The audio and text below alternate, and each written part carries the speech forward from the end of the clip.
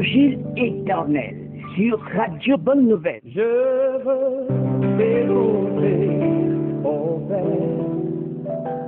Tous les samedis, 21h, 22h, prenez part à une étude biblique spéciale sur la 99.6 FM. Chrétiens, non chrétiens, ministres de culte, découvrez le sens caché de chaque verset biblique. Le message de Dieu dans les événements et circonstances de la vie. Les prophéties bibliques expliquées terre à terre. Grâce à votre programme, l'Évangile éternel. Explorez la largeur, la longueur, la profondeur et la hauteur des saintes écritures. L'Évangile éternel. Un moment de recueillement avec le patriarche Dieudonné Batchak-Pibé. Tous les jours. Et me taire devant tes paroles qui résonnent.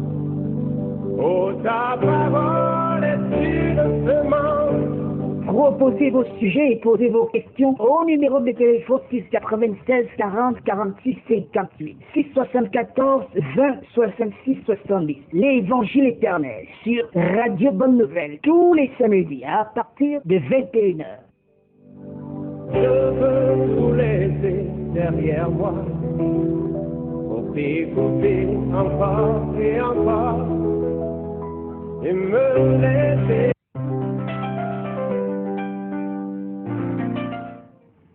Bonsoir, bonsoir, bonjour, évidemment, selon les lieux où vous nous suivez, à tous nos chers auditrices et auditeurs de l'Évangile éternel.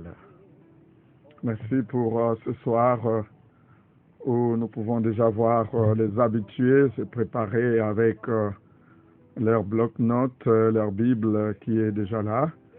Nous savons que généralement nous en avons pour environ 45 minutes d'enseignement et que vers 21h45 minutes nous aurons l'antenne libre pour les uns et les autres, voilà, pour pouvoir soit poser des questions, soit faire un commentaire ou nous proposer évidemment un certain nombre de thèmes sur lesquels nous pourrions, par la grâce de Dieu, nous entretenir dans les jours qui viennent, ou dire, en tout cas, tout ce que nous pourrions dire de bien, dans le sens de l'édification du corps de Christ.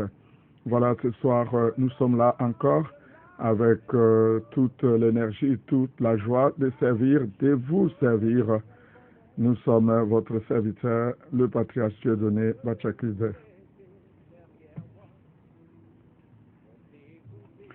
Nous avons évidemment ce soir un grand thème que nous allons aborder. Alors, par la grâce de Dieu, retenez très bien évidemment les numéros de téléphone. Vous aurez besoin d'intervenir le moment venu à partir évidemment sur le numéro 6 96 40 46 58.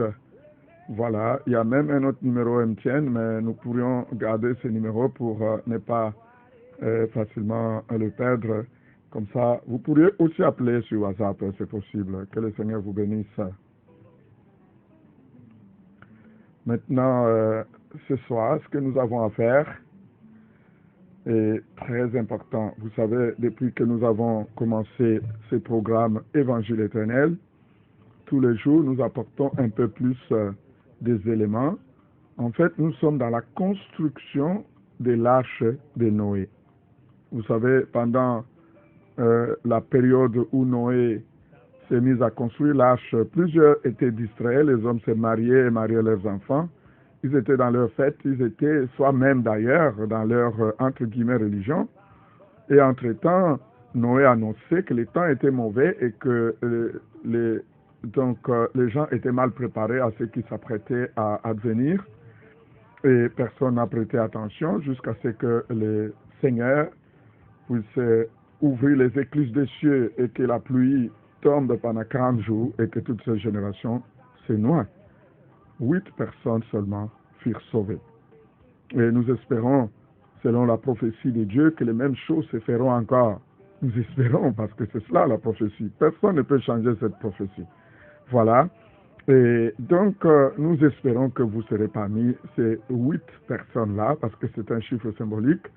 Voilà. Et qu'à ces moments où les gens sont occupés d'une manière ou d'une autre, vous êtes de ceux qui êtes attachés à l'œuvre du salut. Et justement, ce soir, nous avons pour thème comment Jésus donne la vie, ou si vous voulez, on peut dire comment se donne la vie. Voilà, plus généralement. Et c'est un thème très important dans la suite de ce que nous avons commencé, voilà, depuis la fois passée. C'est pour ça qu'il est important pour nous de rappeler, et tout de même que la fois passée, nous avons parlé de l'arbre de vie, parce que c'est le grand thème de ces jours, de cette période, si vous voulez, l'arbre de vie et l'arbre de la mort. Et quand on parle de l'arbre de vie, évidemment, c'est pour avoir la vie, comme nous avons pu voir en bref. Nous avons parlé du principe d'équivalence. Il est peut-être important que nous revenions sur le principe, parce que en fait, c'est ce qui nous permet de, voilà, de saisir ces choses qui sont très délicates et qui, en fait, nous font entrer dans l'évangile éternel.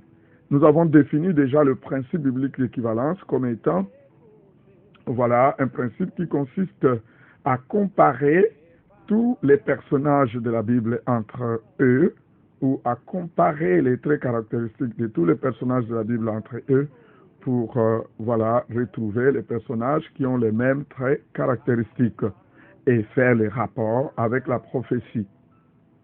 Voyez-vous, c'est très important pour nous de rappeler cela, parce qu'en fait, c'est sur ce principe que nous allons nous appuyer pour, voilà, apprendre un certain nombre de révélations qui sont cachées dans la parole. À l'occurrence, l'arbre de vie et l'arbre de la connaissance du bien et du mal, qu'on appelle aussi, en bref, l'arbre de la mort. Voilà. Et nous avons utilisé ce principe. Nous avons d'ailleurs cherché à savoir comment on peut utiliser un tel principe et à quoi il sert. Déjà, il sert à quoi? Il sert à conduire le peuple de Dieu ou à faire parvenir le peuple de Dieu à un niveau de connaissance ou à un dépôt de connaissance que le Seigneur a donné aux prophètes par d'autres moyens, parce que le Saint-Esprit a plusieurs moyens à sa disposition pour, évidemment, communiquer la parole de Dieu. En l'occurrence, nous avons cité nommément les dons de révélation, par exemple la prophétie, la parole de connaissance, la parole de sagesse. Voyez-vous, ce sont là des voies ou des moyens par lesquels le Saint-Esprit instantanément fait accéder, donc amène le prophète à accéder à certains degrés de connaissance que tout le monde ne peut pas atteindre. Et maintenant, au prophète, une fois atteint ce niveau-là, d'utiliser des méthodes ou des voies qui sont plus ou moins accessibles à tout le monde, à l'occurrence le principe biblique d'équivalence, voilà, pour amener les peuples à accéder au même niveau d'information. Donc, le prophète va utiliser le principe biblique d'équivalence qui va donc consister à faire des démonstrations par des versets bibliques, donc de A plus B. Parce qu'un prophète, son travail, un prédicateur, ce n'est pas d'amener des paroles qu'on ne peut pas comprendre. Si on ne peut pas comprendre, évidemment, ça veut dire que ce n'est pas une révélation. Quel que soit le sujet, il faut qu'il soit accessible à tout le monde. Et, bon, entre guillemets, évidemment, parce que tout le monde n'accédera jamais au même niveau de formation, c'est un fait. Et cela aussi dépend de nos capacités les uns les autres, mais plus ou moins de façon globale, tout le monde peut accéder généralement à un certain nombre d'informations à travers ce principe biblique d'équivalence. Et nous avons montré comment on peut utiliser ce principe d'équivalence et nous avons vu qu'il y avait deux petites étapes à franchir. Premièrement, quand vous avez un personnage mystère ou un mystère tout court, vous essayez d'analyser ce mystère pour en trouver, ou ces personnages, pour en trouver les traits caractéristiques, c'est-à-dire des éléments qui distinguent ce personnage de tous les autres personnages de la Bible. Où est-ce que nous trouvons ces traits caractéristiques? Évidemment, nous les trouvons dans la Bible, parce que la Bible nous fait toujours des données. Il n'est pas possible qu'il y ait un personnage biblique qui manque des données. Donc, la Bible va nous fournir les données qui sont là, justement, qui n'attendent que d'être exploitées. Et une fois que nous avons ces précieuses données, qui décrivent ou qui définissent de façon précise le personnage, alors nous prenons ces éléments appelés traits caractéristiques ou code biblique du personnage, nous commençons à comparer avec tous les autres personnages de la Bible. Nous verrons plus tard en approfondissant ça qu'on sort même de la Bible et on peut étendre à toute la nature, mais nous sommes encore vraiment au début et nous essayons de nous déployer peu à peu, donc nous nous arrêtons encore là dans la Bible. Nous comparons avec tous les personnages de la Bible et rapidement, nous pourrions voir des équivalences. Donc, nous pourrions trouver ou retrouver des personnages qui ont exactement les mêmes traits caractéristiques. À partir de ces moments-là, quelle que soit la forme sous laquelle se présenteraient ces personnages-là, les deux personnages sont équivalents. C'est-à-dire, dans le langage de la révélation, on va dire deux choses. Que notre personnage mystère, c'est celui que nous venons évidemment de retrouver et qui a les mêmes traits caractéristiques. Ça, c'est déjà un langage, si vous voulez, de la révélation, un langage général, mais sur le plan prophétique ou dans les langages prophétiques, on dira que le premier personnage annonçait le deuxième personnage. Voilà, parce que celui qui est venu avant, évidemment, était une annonce ou une figure ou une préfigure, évidemment, du second personnage. Et là, c'est quand nous avons comparé par rapport à la chronologie. Voilà un peu, en résumé, l'essentiel de ce que nous avons vu la fois passée sur le principe biblique d'équivalence. Nous allons y revenir de temps en temps parce qu'il s'agit là des choses que vous avez, n'est-ce pas, la grâce d'avoir en exclusivité sur le programme Évangile éternel. Et donc, nous allons devoir y revenir de temps en temps jusqu'à ce que nous en habituions, voyez-vous, parce qu'il s'agit d'un langage de la révélation. Maintenant, nous avons utilisé ces principes bibliques d'équivalence pour, n'est-ce pas, décortiquer ou décoder, décrypter les mystères de l'arbre de vie. Nous avons rapidement vu que l'arbre de vie, son nom révélait déjà ses traits caractéristiques, autant pour moi.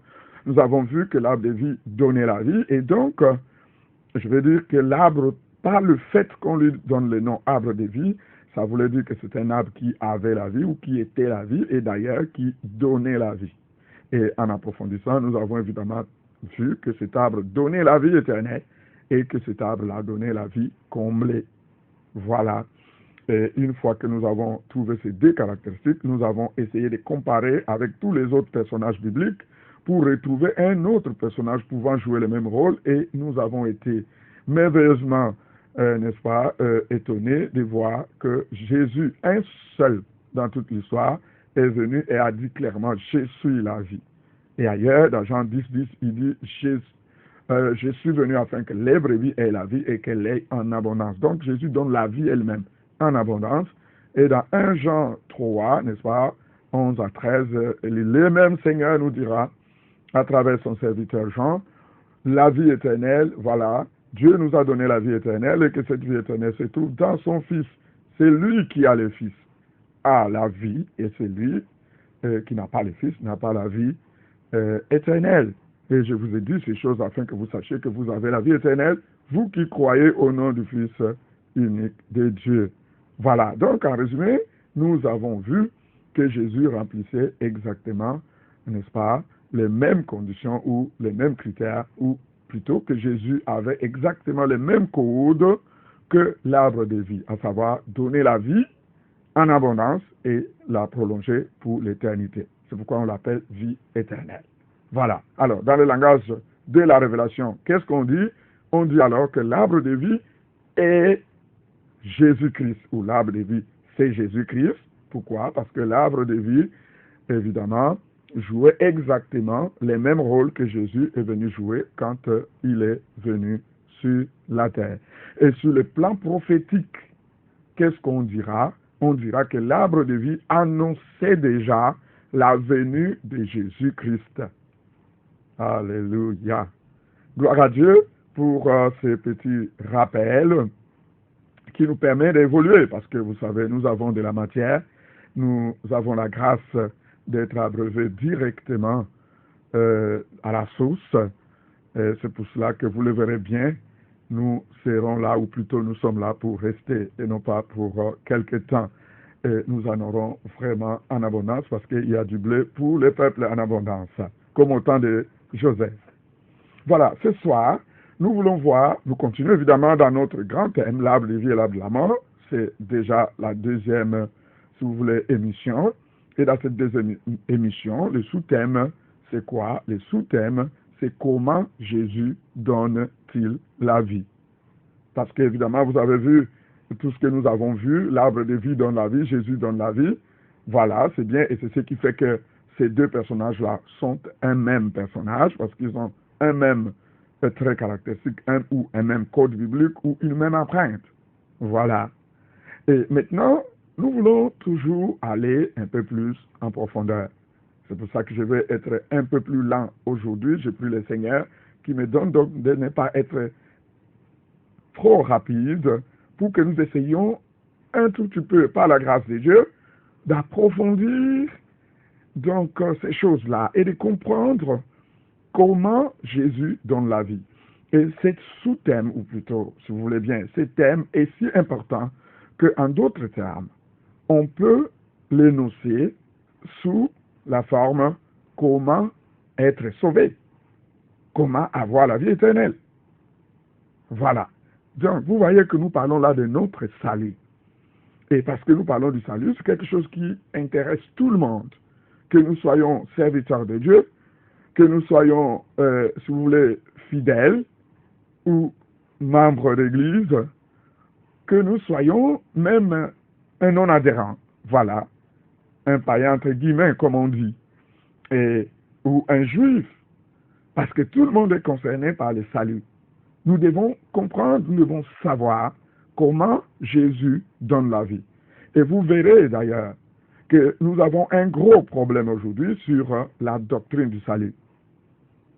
Et c'est un domaine très vaste, mais que nous voulons, si vous voulez bien, par la grâce de Dieu, aborder sous l'angle de l'évangile éternel.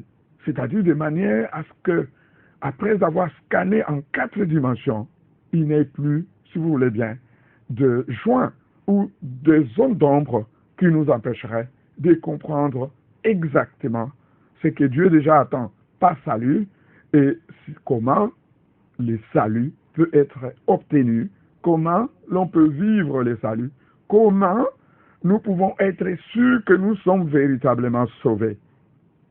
Bien-aimés dans le Seigneur, les Juifs étaient dans leur judaïsme avec des diversités. On pourrait voir, on pouvait trouver les Sadducéens, les pharisiens, les hellénistes, ainsi de suite, et tout chacun se réclamait de la parole de Dieu, se réclamait de Dieu, et tous attendaient le salut. Tous savaient que jusque-là, jusqu'à Moïse, il n'était pas possible d'être sauvé. Tout le monde le savait. Et on attendait celui qui était le salut d'Israël et le salut évidemment des nations. Mais ils avaient, chacun malheureusement, ils s'étaient si égarés si bien que quand le salut est arrivé, ils l'ont raté. Ils n'ont pas saisi la vocation de Dieu, ils n'ont pas saisi le privilège qu'ils avaient reçu parmi toutes les nations de recevoir le salut.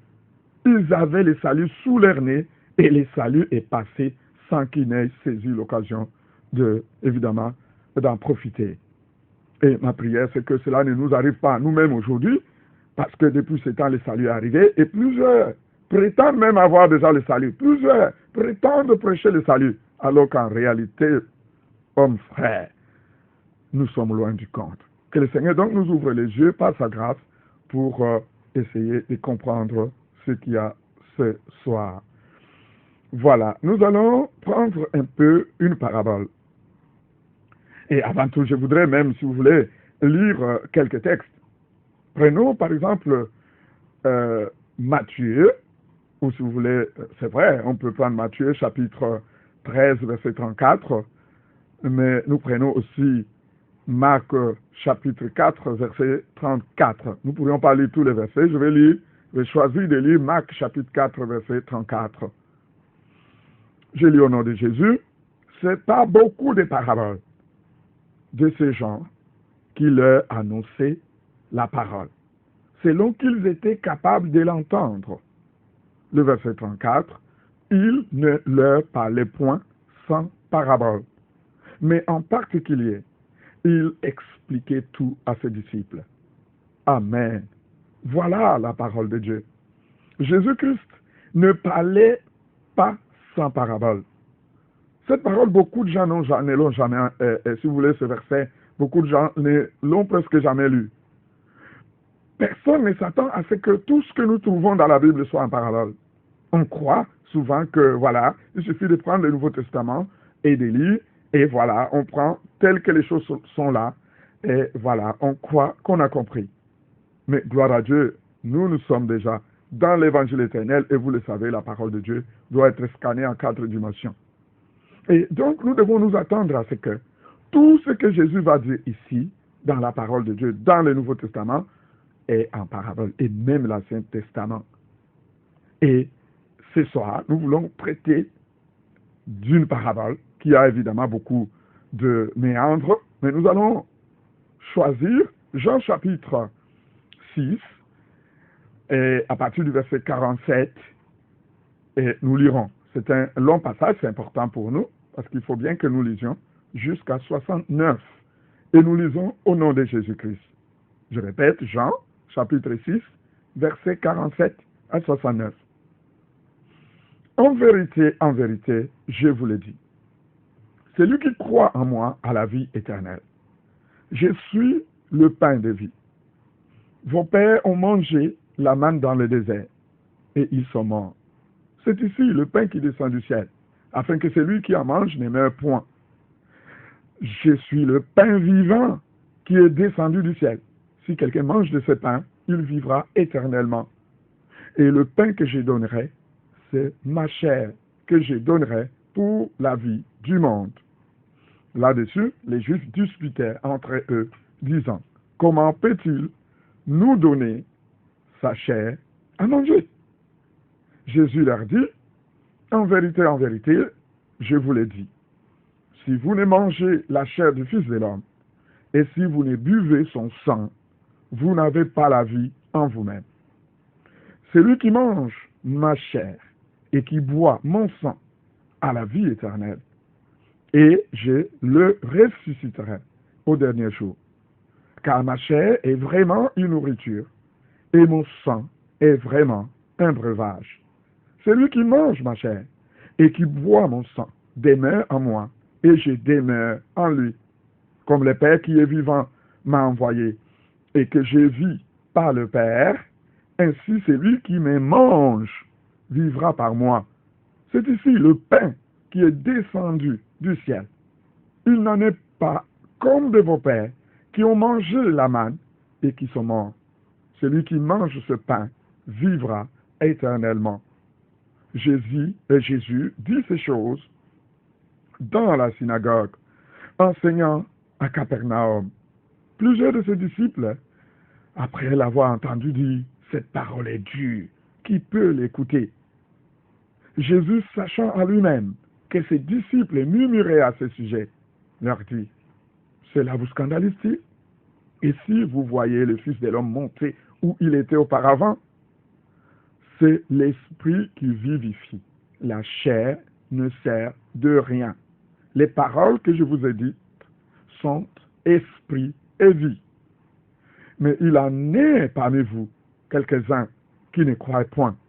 Car Jésus savait dès le commencement qui étaient ceux qui ne croyaient point et ceux qui et qui était celui qui le livrerait. Et il ajouta, c'est pourquoi je vous ai dit que nul ne peut venir à moi si cela ne lui a été donné par le Père. Dès ce moment, plusieurs de ses disciples se retirèrent et ils n'allaient plus avec lui. Jésus dit donc aux 12, et vous, ne voulez-vous pas aussi vous en aller? Simon-Pierre répondit, Seigneur, à qui irions-nous? Tu as les paroles de la vie éternelle. Et nous avons cru, et nous avons connu que tu es le Christ, le Saint de Dieu. Amen. Alléluia, gloire à Dieu. Voilà un verset bien-aimé. Voilà un passage, et un passage merveilleux, nous avons déjà lu, et si bien que nous n'allons pas beaucoup commenter pour ce qui est de l'histoire. Nous savons que ici Jésus se présente comme un pain. Et c'était très étonnant de la part de ceux qui étaient là, les Juifs qui étaient là, qui entendaient, parce que, comme vous le savez bien, généralement, les gens aiment se présenter comme, voilà, je suis ci, je suis ça, voilà. Et quand on choisit ce qu'on est, soit on dit, je suis le petit piment qui pique, je suis le scorpion, je suis tel, quelque chose de grand. Je suis un lion, je suis ci, je suis ça. Mais ce jour, Jésus vient et il se présente devant la foule, il dit, je suis un pain chaud qui vient du ciel. Mais tout le monde était là, on demandait, mais qu'est-ce qu'il veut bien dire? Il est un pain. Mais qu'est-ce que ça peut vouloir dire? Un homme est un pain. Et il renchérit, parce que vous savez, nous avons déjà eu le temps de lire, il dit, et le pain que je donne, c'est ma chair. Et ça, c'est pas sans avoir déjà dit que si quelqu'un ne mange pas de moi, il n'a pas la vie éternelle. Il faut absolument manger de moi. Et ce pain que je donnerai, ou ce pain que vous devez manger, il dit que c'est sa chair. Et c'est là qu'il avait tout gâté, comme on dit chez nous. Parce que les Juifs se sont rapidement rendus compte que la sorcellerie qu'on dit souvent là est déjà là. Comment peux-tu nous proposer sa chair comme pain à manger? Est-ce que nous sommes des sorciers? Non, moi je ne suis pas un cannibale. D'abord, et il ajoute qu'il faut manger de ma chair et boire de mon sang pour avoir la vie éternelle. C'est lui qui ne mange pas de ma chair et qui ne boit pas de mon sang n'a pas la vie éternelle. Franchement, le sang, un sang humain, nous qui ne mangeons même pas du sang des animaux, non, ça c'est trop pour moi. Ma dose, je l'ai reçue, je quitte. Et c'est ainsi que les gens ont commencé à se retirer parce que c'était très fort. Et croyez-moi, ce n'était pas facile, même pour les disciples. Parce que la foule, c'est une chose, les disciples, c'en est une autre. C'est-à-dire ceux qui étaient plus ou moins attachés déjà et qui étaient régulièrement à la suite de Christ. Ils n'avaient jamais entendu pareille chose. Et voilà qu'aujourd'hui, il leur dit clairement que la vie éternelle se trouve dans sa chair et qu'il faut manger sa chair, il faut boire de son sang pour avoir cette vie éternelle. Et là, franchement, ça faisait partie, si on peut dire ainsi, des plus grands obstacles que les disciples aient jamais rencontrés sur ce chemin du salut. Beaucoup de disciples, n'est-ce pas, selon ce que nous avons lu, se sont littéralement retirés. Ils ont dit, si c'est comme ça, je crois que je devrais un peu prendre une pause et je verrai après si je peux le suivre encore. Parce que moi, je ne suis pas prêt à le découper à morceaux, à manger une partie de lui, sa chair, tout ça, et à boire de son sang. Je ne peux pas. Non, ce n'est pas possible. Alors, même les disciples, plusieurs des disciples, se sont retirés. Et le Seigneur ne s'arrête pas là. Il viendra même demander à ceux qui étaient restés. Et quand on dit ceux qui étaient restés, vous savez certainement que c'était les 12. Il vient leur dire, vous restez? Pourquoi vous restez? Vous ne voulez pas vous en aller comme les autres? C'est là qu'ils ont sorti cette parole magique, cette parole célèbre. Seigneur, à qui irions-nous encore? C'est toi qui as les paroles de la vie. Oh, quelle merveille! C'est-à-dire que Pierre et les autres ont dit, Seigneur, cette parole que tu as dite est trop dure. Personne ne peut comprendre. Même nous, nous ne la comprenons pas. Et nous ne savons pas comment nous pourrions te manger. Mais la vérité est que nous, on a compris que c'est toi qui as les paroles de la vie. Nous avons cherché la vie partout, nous n'avons jamais trouvé. Tu as vu comment nous avons abandonné notre business, nous avons abandonné nos choses, nos familles même, et nous sommes venus te suivre. Si pour avoir cette vie-là, tu dis que nous allons manger de ta chair et boire de ton sang, nous n'aurons pas de choix. C'est très difficile. Nous ne savons pas comment ça va se passer. Mais Seigneur, nous n'avons plus là où aller. Nous voici devant toi. Le Seigneur a compris que ceux-là étaient attachés. Ils étaient prêts à faire l'impossible, à faire même ce qui n'était pas imaginable. Et c'est là qu'il vient, il vole au secours de ses disciples pour leur dire, à partir du verset, n'est-ce pas, 63, il vient, il leur dit, pourquoi vous êtes, n'est-ce pas, scandalisés? Ces paroles vous scandalisent? N'est-ce pas? Si on commence même légèrement, à partir du verset 61. Jésus, sachant à lui-même que ses disciples murmuraient à ce sujet, leur dit, cela vous scandalise-t-il? Et si vous voyez, ça c'est le verset 62, vous voyez le Fils de l'homme monter où il était auparavant. Il avait déjà donné l'indice. Parce que quand il a dit, vous allez manger ma chair, vous allez boire de mon sang, et si vous ne le faites pas, vous n'aurez pas la vie éternelle, ils ont directement commencé à considérer sa chair, tel qu'il est dit là, littéralement. Ils n'ont pas tout de suite su qu'il s'agissait d'une parabole. Et c'est ce qui nous arrive souvent. Nous lisons la Bible, nous croyons tout de suite que c'est à prendre à la lettre. Pourtant, il y a en profondeur une mine, toute une mine d'or. Et c'est là qu'au verset 63, le Seigneur va expliquer la parabole. Parce que le Seigneur leur dira, c'est l'esprit qui vivifie. La chair ne sert de rien. Les paroles que je vous ai dites sont esprit et vie. Mais vous voyez vous-même, bien-aimés, que quand vous lisez comme je viens de lire, vous risquez de ne même pas savoir que c'est l'explication de la parabole. Pourtant, voilà, nous y sommes. Essayons un peu de traiter ce verset 63. Qu'est-ce qu'il veut dire? C'est l'esprit qui vivifie. En d'autres termes, c'est l'esprit qui donne la vie. N'est-ce pas? Vivifier, c'est donner la vie. Je vous ai parlé de donner la vie. Je vous ai dit qu'il faut manger ma chair pour avoir la vie. Je vous ai dit qu'il faut boire de mon sang pour avoir la vie. Comprenez maintenant que c'est l'esprit qui donne la vie. Et il continue, il dit, la chair ne sert de rien. Autrement dit, la chair, parce que nous sommes dans un contexte. Autrement dit, la chair ne donne pas la vie. Alléluia. Donc, c'est l'esprit qui donne la vie, la chair ne donne pas la vie. Et les paroles, à la fin, il dit, les paroles que je vous ai dites sont esprit et vie. Pour mieux faire, hein, et faire simple, nous allons aller doucement. Divisons, si vous voulez, subdivisons ce verset en 3 parties. Et numérotons. 1. C'est l'esprit qui vivifie, n'est-ce pas? C'est-à-dire, c'est l'esprit qui donne la vie. 2. La chair ne sert de rien. Autrement dit, la chair ne donne pas la vie. Ça, c'est 2. Et la 3e partie, les paroles que je vous ai dites sont esprit et vie. En d'autres termes, l'esprit, c'est quoi? Parce que je vous ai dit que c'est l'esprit qui donne la vie. L'esprit, c'est quoi? L'esprit, ce sont les paroles que je vous ai dites. Et il précise bien les paroles au pluriel pour que nous ne soyons pas induits en erreur, pour que nous comprenions qu'il fait allusion à la doctrine qu'il a apportée dans les mondes. Il dit les paroles que je vous ai dites. Donc, la doctrine que je vous ai enseignée, c'est ça qui est esprit, parce que je vous ai parlé de l'esprit. Et c'est ça qui est la vie.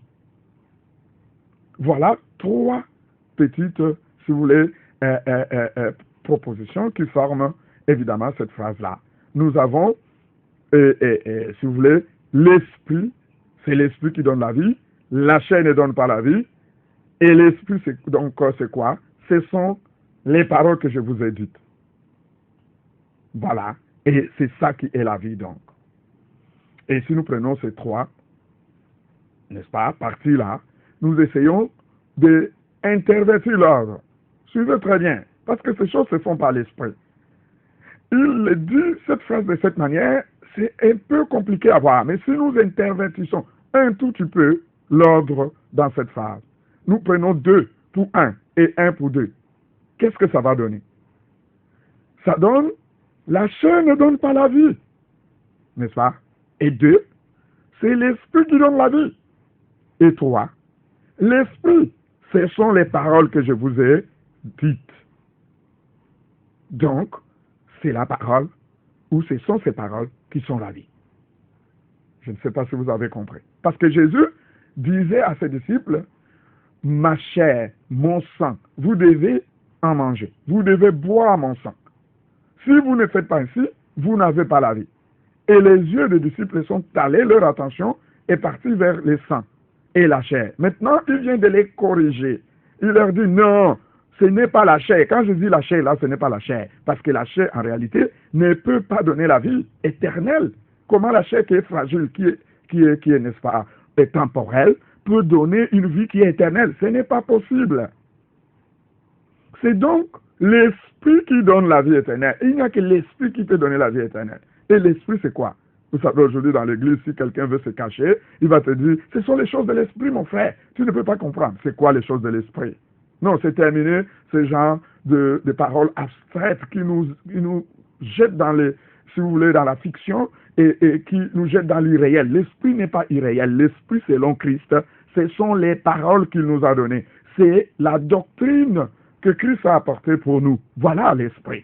L'esprit, c'est la parole de Dieu. Donc, l'esprit, c'est la parole que je vous ai donnée.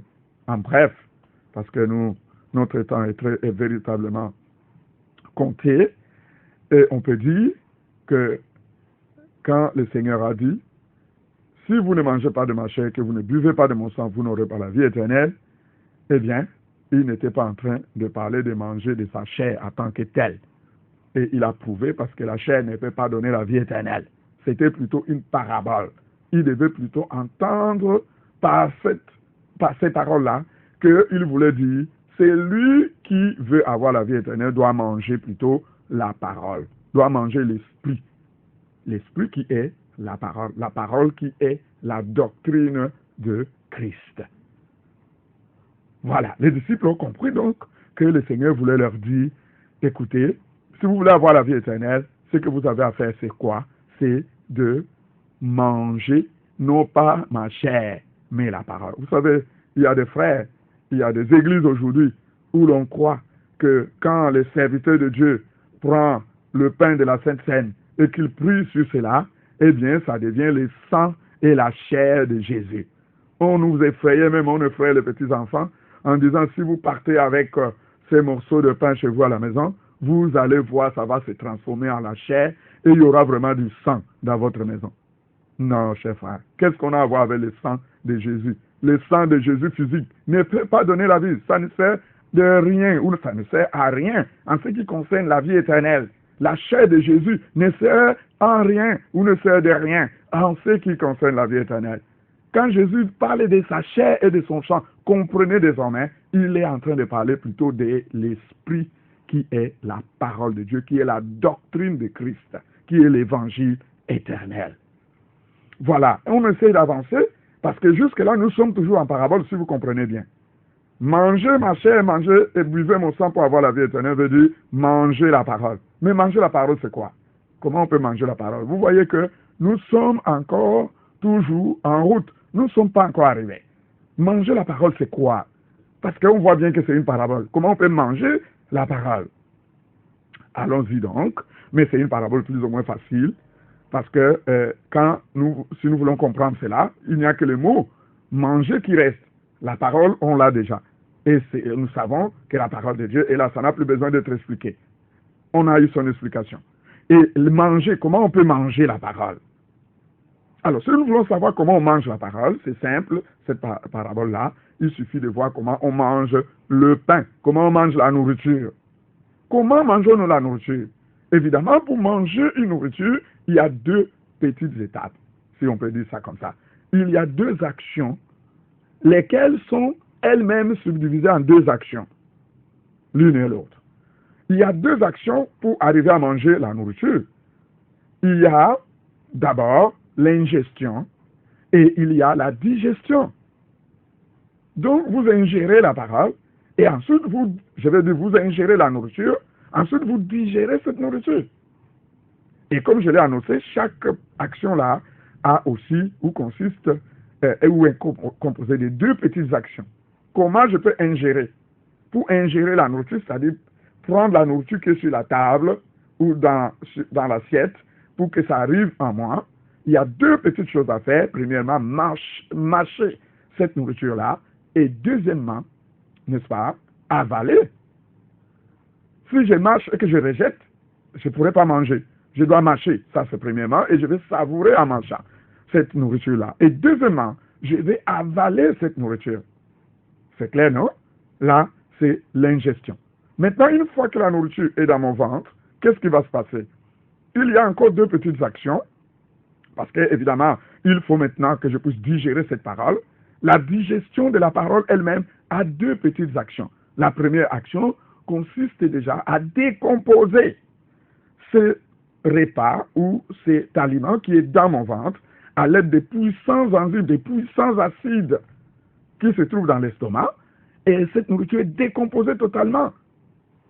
Et la deuxième action consiste évidemment maintenant à assimiler, donc à récupérer, à soutirer dans cet ensemble-là les nutriments ou la valeur nutritive de cette nourriture-là, et évidemment pour que je devienne un avec cela. Donc je m'approprie l'énergie vitale qui se trouve dans la nourriture. Et là, vous comprenez que je viens véritablement de manger cette nourriture-là. Je répète brièvement, pour manger une nourriture, il y a deux actions. Et chacune de ces deux actions est composée aussi de deux petites actions. La première donc, action, c'est d'ingérer. La deuxième action, c'est de digérer. L'ingestion de la nourriture a deux étapes. Première étape, ça consiste à mâcher, et la deuxième consiste à avaler. Et pour ce qui est de l'ingestion, c'est terminé. Maintenant, la digestion. La digestion a deux étapes également. Premièrement, la décomposition par des acides puissants de nourriture que j'ai mangée ou que j'ai déjà ingérée. Et deuxièmement, l'assimilation des nutriments, ou le moment où je m'approprie l'énergie donc vitale qui est dans ces repas. Amen. J'espère que vous suivez bien aimé. Le temps nous presse, nous sommes presque en train d'aller vers la fin, mais nous allons devoir terminer avant d'y aller. Et je crois que par la grâce de Dieu, nous arriverons. Maintenant, expliquons. Ingérer la parole, parce que nous avons dû manger la parole à deux actions, comme pour la nourriture. Maintenant, on a expliqué pour la nourriture naturelle. Expliquons un peu pour la nourriture spirituelle. Comment on peut manger la nourriture spirituelle? Il y a également deux actions. Et chacune de ces deux actions a deux autres actions. Je vais droit au but. L'ingestion de la parole, c'est la première action. Ingérer la parole a deux actions. C'est quoi? C'est recevoir la parole, n'est-ce pas? Et deuxièmement, nous avons, donc, parce que en fait, ingérer la parole, c'est ça, recevoir la parole. Que la parole entre en toi. Et c'est recevoir la parole à deux actions. C'est écouter premièrement et deuxièmement, comprendre. Vous comprenez? Parce que si j'écoute la parole, c'est l'équivalent de mâcher la parole. Et quand je comprends la parole, c'est l'équivalent d'avaler la parole. La Bible le dit clairement, par exemple dans Job chapitre 34, verset 3, qu'est-ce qu'on nous dira? On nous dit, car l'oreille discerne les paroles comme le palais savoure les aliments. Je ne suis pas en train de vous parler de choses que j'invente. Je crois que vous êtes avec moi. Toutes choses que nous faisons, nous les faisons dans la Bible. La Bible compare directement l'oreille, la manière dont l'oreille discerne les paroles qu'elle entend au palais, c'est-à-dire à notre bouche, à la manière dont notre bouche savoure les aliments. Vous voyez que quand je mâche ma nourriture, la viande ou tout ce que je veux, là, du miel, je savoure cela. Et c'est de la même façon que quand j'écoute la parole, comme vous écoutez maintenant, si vous êtes de Dieu, vous savourez ces paroles, vous êtes fiers, vous êtes contents, votre cœur est joyeux de ce que ces paroles réjouissent vos oreilles. Évidemment, pour certaines personnes, ces paroles vont déranger les oreilles, de la même façon que vous allez voir que quand vous mangez une nourriture, vous trouvez que c'est bon, tandis que pour quelqu'un d'autre, il va trouver que ça les dérange. Donc, vous comprenez que l'oreille discerne les paroles comme le palais savoure les aliments. Ça, c'est ce qui concerne le fait de mâcher la parole de Dieu, c'est-à-dire écouter la parole de Dieu. Et maintenant, évidemment, avaler la parole de Dieu, c'est comprendre la parole de Dieu. Ce sont les deux éléments. Et maintenant, si j'ai compris ces deux éléments-là, il faut maintenant que nous puissions aussi comprendre l'autre élément. Parce qu'il y a deux étapes. L'ingestion de la parole, j'ai déjà dit que c'est recevoir la parole. Et recevoir la parole a deux petites actions internes qui est écouter et comprendre. Maintenant, digérer la parole. Voilà. Digérer la parole a aussi deux actions. La première action, c'est quoi? Déjà, globalement, digérer la parole, c'est croire en la parole. Voilà. Digérer la parole, c'est croire en la parole. C'est aimer la parole. C'est vouloir de la parole, ou plutôt, vouloir vivre la parole. Voilà. Et si nous allons dans Hébreux chapitre 4, verset 3. Hébreux chapitre 4, verset 3. Je vais dire, on peut lire de verset 1 à 3. Le temps nous menace sérieusement, mais nous sommes obligés de lire ce verset parce qu'il est un verset clé. Écoutez un peu ce qu'on nous dit. Craignons donc, tandis que la promesse d'entrer dans son repos subsiste encore, qu'aucun de vous ne paraisse être venu trop tard. Car cette bonne nouvelle nous a été annoncée aussi bien qu'à eux. Mais la parole qui leur fut annoncée ne leur servit de rien, parce qu'elle ne trouva pas de la foi chez ceux qui l'entendirent. Voyez-vous, pour nous qui avons cru, nous entrons dans le repos, selon qu'il est dit, j'ai juré dans ma colère, ils n'entreront pas dans mon repos. Il dit cela, quoique ses œuvres eurent été achevées depuis la création du monde. Plein de choses dans ces versets, mais ce qui est important, c'est que Israël, cette même parole que nous recevons aujourd'hui, a été aussi bien annoncée à ces gens-là. Mais cette parole n'a pas trouvé la foi en eux. Ils ont bien écouté, ils ont bien compris, mais ils n'ont pas cru. Vous comprenez? C'est un peu comme quelqu'un qui a marché, avalé une nourriture, ensuite il a vomi sans la digérer. Donc, ça va lui servir de rien. Ou alors quelqu'un qui a marché, avalé une nourriture, et il est tombé en indigestion. Il n'a pas digéré cette nourriture. Voilà. En bref, donc digérer la parole de Dieu, c'est croire en la parole. Mais maintenant, faites attention. Croire en la parole a deux petites actions, comme la nourriture. La première action, c'est de décomposer la décomposition de cette parole-là en nous, à travers, si vous voulez bien, ou par des puissants acides des épreuves de la vie.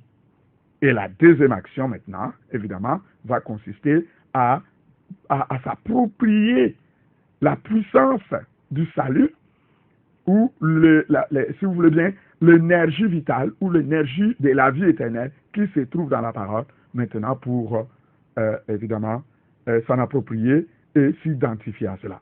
J'ai dit bien deux étapes. Comme quand la nourriture arrive dans le ventre, nous avons dit les acides du ventre vont décomposer cela. Et il arrive, vous savez vous-même que quand vous mangez, à un moment donné, si vous essayez de rôter, vous sentez que c'est très acide dans la gorge. Pourtant, quand vous mangez, c'était sucré. Exactement la même chose. Alléluia. Nous allons lire un petit verset, vous comprendrez. Apocalypse chapitre 10, verset 8 à, si vous voulez, à 11. Je doute que nous ayons le temps pour pouvoir lire ce verset, mais je voudrais seulement vous le paraphraser. Jean, dans l'Apocalypse, il lui a été donné un livre, un petit livre, et on lui a demandé de manger ce livre-là. Il prendra le livre, il les mangera. Et il nous dit, pendant qu'il mangeait les livres, c'était doux dans son palais. Dans sa bouche, c'était doux comme du miel. Et quand il avalait et que c'est arrivé dans son ventre, c'était amer, très acide. Donc son ventre et ses entrailles étaient remplies d'amertume. Mais qu'est-ce que c'est que ça? Évidemment, c'est ce que nous ressentons tous, je venais de vous le dire. Si vous mangez et que vous essayez de rôter après, c'est là que vous comprenez que la nourriture qui était sucrée dans la bouche, maintenant dans le ventre, est mélangée avec des acides très puissants et c'est devenu très amer, très acide. Maintenant, prophétiquement, qu'est-ce que ça veut dire? En gros, parce que nous n'avons plus assez de temps, en gros, ces livres contenaient, n'est-ce pas, les prophéties concernant Israël et les prophéties concernant les nations. Et ces prophéties annoncent les bonnes choses. Vous comprenez? Ça annonce évidemment la libération ou la restauration d'Israël et la restauration des nations au millénium. C'est pour ça que quand Jean est entré en contact avec le livre, quand il mangeait le livre, c'est-à-dire quand il entendait, n'est-ce pas, quand il marchait, quand il entendait cette parole-là, quand l'Esprit lui donnait cette parole, c'était savouré dans son oreille. C'est pour ça qu'il dit que dans sa bouche, c'était sucré, c'était savoureux comme du miel, c'était doux. Et évidemment, quand on vous parle de la libération d'Israël, de la libération, la restauration de toutes les nations, c'est une bonne nouvelle. C'est comme quand on parle pour l'Église aujourd'hui, de l'enlèvement de l'Église. C'est une très belle nouvelle. C'est ça la bonne nouvelle. Alléluia. Mais, avant de s'approprier cette bonne nouvelle, il y a quelque chose qui doit se passer. Parce que quand la bonne nouvelle entre dans son ventre et qu'il faut maintenant qu'il digère cela, avant de digérer, c'est-à-dire avant de retirer les éléments vitaux qui sont là, il faut que la nourriture soit décomposée par les acides, et des acides très puissants. On se demande même comment l'homme vit avec ces genres d'acides dans le ventre. Hein. Mais l'homme continue à vivre. C'est ça le mystère de Dieu. Et les acides, c'est quoi? C'est les persécutions, c'est les tribulations, c'est les épreuves par lesquelles Israël et les nations vont devoir passer. En un mot, c'est la grande tribulation. Parce que le monde d'Israël vont passer par une très grande tribulation. Et la Bible dit que si même les temps n'avaient pas été raccourcis, personne ne serait sauvé. Aucun élu même ne s'en sortirait. Et cette parole-là, si vous la prenez pour la grande tribulation, vous la ramenez à nous-mêmes aujourd'hui, vous comprenez que même dans la vie courante, quand vous recevez la parole de Dieu, pour arriver à croire dans cette parole et que cette parole s'établisse en vous et que cette parole commence à transformer votre vie, vous devez passer par les épreuves. Les épreuves sont comme cet acide gastrique, cet acide qui permet de digérer la nourriture. Parce qu'on doit décomposer cette parole que vous avez entendue en gros et que vous avez vu que c'était sucré, vous allez passer par les épreuves. Et c'est à travers les épreuves que vous allez voir maintenant la transformation de votre vie. C'est à travers ces épreuves que vous allez voir les fruits du Saint-Esprit commencer à sortir dans votre vie. C'est à travers ces épreuves que vous allez voir la croissance spirituelle aller dans votre vie. Bref, si on commence par le début, c'est à travers les épreuves que vous allez entrer dans le salut, que vous allez être sauvé. Voilà, si vous voulez, selon que le temps est vraiment parti. Nous allons aller doucement. Aujourd'hui, nous avons voulu donc comprendre ces choses-là et comprendre que, voilà, pour être sauvé ou pour avoir la vie éternelle, comme le Seigneur nous a dit, ça nous demande deux actions majeures. Il faut recevoir la parole et il faut y croire. Et pour recevoir la parole, attention, il faut l'écouter d'abord, comme vous écoutez l'évangile éternel là, et ensuite, il faut la comprendre. Donc, on doit vous expliquer la parole avec l'intention de vous faire comprendre cette parole. Et vous-même, vous devriez cesser d'écouter la parole comme si, je ne sais pas moi, on écoutait un chant ou je ne sais quoi d'autre, où on est là pour dire « Amen, Alléluia, preach, oh, prêche, homme de Dieu ». Non, ce n'est pas la question. Cherchez à comprendre ce qu'on dit là, parce que si vous ne la comprenez pas, vous n'avez pas encore avalé cette parole-là. Vous devez l'avaler ensuite, vous devez digérer. Digérer, ça veut dire, premièrement, vous devez vous préparer à souffrir, parce que Dieu va vous faire passer par des tribulations inhérentes, ou si vous voulez, des tribulations qui sont liées à cette parole-là. Et ensuite, maintenant, si vous traversez ces tribulations, vous allez avoir une force qui sort de cette parole pour vous donner la vie qui se trouve dans cette parole précise que vous avez entendue. C'est pourquoi la Bible nous dira dans Jean chapitre 1, verset 12 à 13, à ceux qui l'ont reçu, c'est-à-dire qui ont reçu la parole, et à ceux qui ont cru en son nom, à ceux qui ont cru à cette parole, elle c'est quoi? Cette même parole-là leur a donné le pouvoir de devenir enfants de Dieu. En d'autres termes, elle leur a donné la vie éternelle. Voilà comment on peut faire pour avoir la vie éternelle. Il faut recevoir la parole et y croire. Amen. Voilà, nous allons nous arrêter là aujourd'hui. Nous avons presque épuisé tout notre temps et par la grâce de Dieu. Donc, peut-être même en dehors de ces temps, vous allez continuer à poser vos questions comme vous le faites si bien souvent. Nous avons des frères qui sont déjà très fidèles à ces programmes et qui ne lâchent rien et qui posent même leurs questions en off, c'est-à-dire après le programme. Et puis, comme vous le savez, après ici, vous pouvez aller sur notre page Facebook Église des Saints Restaurés. Vous pourrez retrouver, si vous voulez bien, ces émissions que nous avons déjà faites. Toutes les émissions sont là, elles vous attendent. Vous pouvez les réécouter et vous pouvez aussi interagir avec nous. Donc, posez vos questions et nous y répondrons. Que le Seigneur vous bénisse abondamment, bien-aimés. Et voilà. Et que davantage, il vous ouvre les yeux de l'esprit pour comprendre cette parole de Dieu et pour vous y attacher et pour y croire et que vous puissiez avoir évidemment la vie éternelle telle que la Bible nous a dit. C'est ça. Que le Seigneur vous bénisse abondamment. Nous bénissons et nous prions aussi pour notre frère qui a la technique et que la grâce de Dieu soit sur lui et que la grâce de Dieu soit sur cette radio. C'est une radio qui bénit le peuple de Dieu dans cette ville de Douala et dans le monde entier, la Radio Bonne Nouvelle. Que le Seigneur vous bénisse.